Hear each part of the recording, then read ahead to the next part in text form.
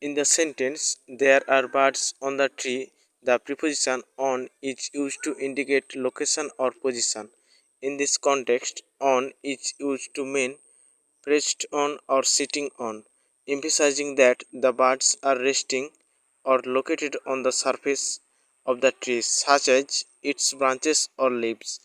This is a common way to use on to describe a relationship between an object or living thing and a surface, such as the book is on the table, the picture is on the wall. The preposition on here helps to connect the birds to the specific location, the tree. It's a way to describe the bird's position or whereabouts. Using on in this way is a common way to express location or position on a surface, connect or connection with a surface, a relationship between an object or living thing and a surface.